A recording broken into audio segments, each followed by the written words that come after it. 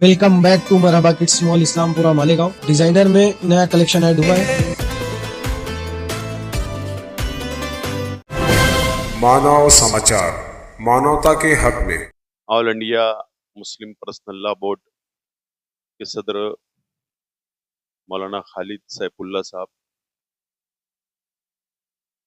इस press conference के convener और all India Muslim personal law board के सेक्रेटरी मौलाना उमरैन साहब, इस प्रेस कॉन्फ्रेंस के अंदर मौजूद all India Muslim personal law board के अरकान, ओहदेदारान और मुकामी तमामी पार्टियों के सियासी नुमाइंदे, तमामी मसलक के जिम्मेदारान और मेरे तमामी पत्रकार साथी, आज का जो मकसद है प्रेस कॉन्फ्रेंस का, all India Muslim personal law board की जानिब से आप लोगों के सामने आया है। आज हमारे लिए, हमारे शहर के लिए एजाज की बात है, फख्र की बात है कि all India Muslim personal law board के तमामी जिम्मेदारान मालेगांव शहर आए और वक्फ कानून जो मरकजी हुकूमत ने पास किया है और इस मुल्क के अंदर लागू किया है, उस काले कानून के खिलाफ में जो तहरीक चल रही है, all India Muslim personal law board पूरे मुल्क के अंदर जो तहरीक चला रही है पुरअमन और सभी समाज और सभी धर्म के को साथ लेकर जो ये तहरीक चला रही है, मैं मेरी जानिब से, अहलियान शहर की जानिब से मैं पाटिंबा जाहिर करता हूं और हिमायत जाहिर करता हूं। सिर्फ दो बात मैं मीडिया के जरिए शहर तक पहुंचाना चाहता हूं।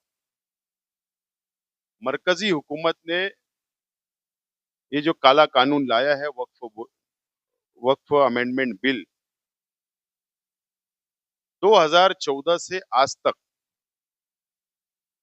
केंद्र की सरकार मुकम्मल तौर पर नाकाम साबित हुई।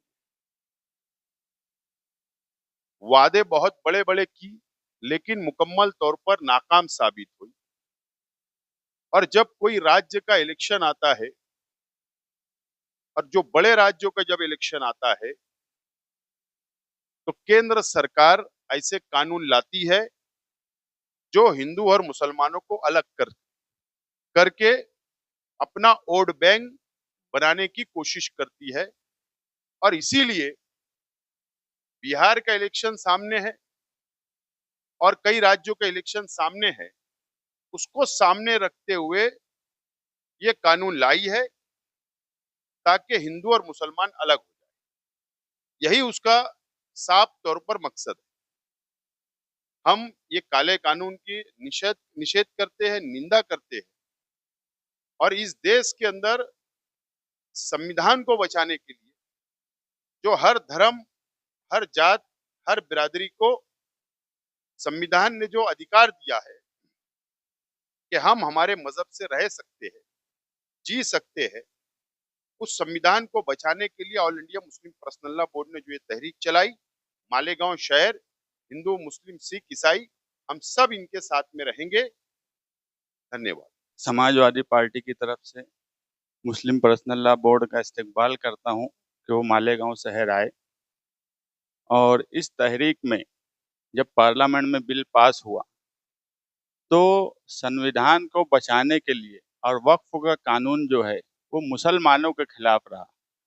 मगर जब पार्लियामेंट में हमने देखा कि अपोजिशन में मुसलमानों से ज़्यादा हिंदू, दलित, सिख ने इसका साथ दिया, यही इस मुल्क में उम्मीद की एक किरण है जो सेकुलरिज्म को बचाए रखती है। मैंने पार्लियामेंट में ये भी देखा कि समाजवादी पार्टी की इकरा हसन साहिबा ने भी वोट दिया।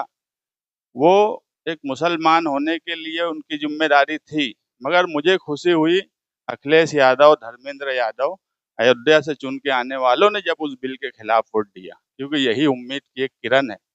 मुस्लिम पर्सनल लॉ बोर्ड जो तहरीक चला रहा है, मुल्क भर में जो नैरेटिव सेट कर रहा है, ये एहतजाज में नैरेटिव सेट होना ही चाहिए, क्योंकि पिछले कुछ वक्त से देखा जा रहा है कि एहतजाज करना ही बंद किया जाता था।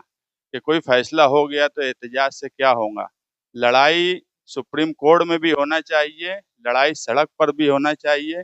मैं मौलाना उमरैन साहब का बहुत-बहुत शुक्रगुजार हूँ कि उन्होंने मुस्लिम पर्सनल लॉ बोर्ड के प्रोग्राम्स मालेगाँव शहर में रखे और हमको उसमें दावत दी, हम उसमें शामिल हुए और इंशाअल्लाह इस तहरीक में हम हर तरह से उनके साथ रहेंगे। इस प्रेस कॉन्फ्रेंस में आए हुए तमाम मेहमानान, पत्रकार बंधु, तमाम शहर के जिम्मेदारान, मैं कांग्रेस पार्टी की तरफ से पहले ही दिन से आप लोगों ने जिस दिन से मीटिंग बुलवाई थी, मैं आपके कांटेक्ट में हूँ और हमने इस कानून की मालूमात ली। ये कानून ऐसा काला कानून है कि इसके अंदर मुसलमान ही नहीं, तमाम ही मज़हब के लोगों को आगे अड़चन आने वाली है। इमरान प्रतापगढ़ी साहब ने पीछे एक शेर कहा था ना कि भाई जब अंगार लगेगी जंगल के अंदर तो उसमें बरगद की झाड़ भी आएगी, तो छोटे भी जलेंगे, बड़े भी जलेंगे। आज बड़ी खुशी की मुकाम है कि हमारे शहर के अंदर आज हम लोग ने जिस जगह पे प्रेस कॉन्फ्रेंस रखे, हमारे सभी हिंदू भाइयों ने भी शिरकत की और ये मालेगांव शहर की एक तहजीब रही है हमेशा कि हिंदू मुस्लिम एकता की जब बात आती है तो मालेगांव शहर के अंदर तमाम लोग एक साथ होते हैं। तो मैं मेरी तरफ से एहलियान शहर की तरफ से आपको यकीन दिलाता हूँ कि आप जब जब जो भी तहरीक चलाएंगे हम आप लोगों के साथ है। शुक्रिया। अस्सलाम। या पत्रकार परिषदेसाठी या ठिकाणी उपस्थित आलेले असलेले देशभरातून जे आपले मेहमान या ठिकाणी आले, सगळ्यांचं आपण शहरवासियांच्या वतीने स्वागत करतो. ही पत्रकार परिषद ज्यांनी बोलवली ते आदरणीय मौलाना उमरेन साहेब आणि त्यांचे सर्व सहकारी. देशामध्ये याआधी शेतकऱ्यांच्या जमिनी हडप करण्यासाठी 3 काळे कायदे कानून लावले गेलेत, पण प्रदीर्घ आंदोलनानंतर सरकारला ते मागे घ्यावे लागले. हीच गोष्ट आता वक्फ कायद्याच्या आणून असलेल्या जमिनी ह्या आपल्या जे काही पाठीराखी आहेत आणि मोठी माणसं आहेत यांच्या घशात घालावी याकरता जो प्रयत्न या ठिकाणी सरकारचा चालू आहे, त्या विरोधामध्ये इंडिया आघाडी ही मजबूतीने या ठिकाणी उभी आहे. मतभेद असावेत पण मनभेद होऊ नयेत, ही भूमिका या देशाची आणि या देशातल्या देशवासियांची कायम राहिली. मला पूजा अर्चेचा अधिकार जो मिळाला तो संविधानाने दिलेला आहे, म्हणून मी माझा धर्माचं पालन हे चांगल्या प्रकारे करू शकतो.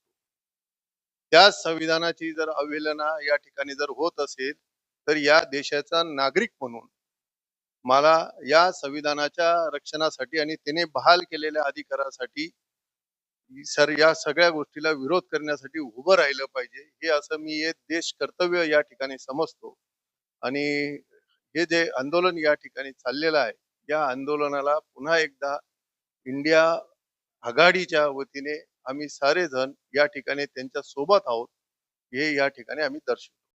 ज्या पद्धतीने या मीटिंगचं आयोजन केलं आणि गेल्या काही दिवसापासून सतत वक्फ बोर्डाच्या संदर्भात ते विशिष्ट अभ्यास करून व्यवस्थितपणे मांडणी करत आहेत. मी या ठिकाणी मालेगाव तालुका काँग्रेसच्या वतीने आणि संपूर्ण इंडिया आघाडीच्या वतीने त्यांना सशस्त्र पाठिंबा देतो. आम्ही तुमच्या बरोबर कायम आहात. तुम्ही करत असलेले काम अतिशय योग्य आहे हे मी या ठिकाणी नमूद करतो आणि माझे 2 शब्द संपवतो.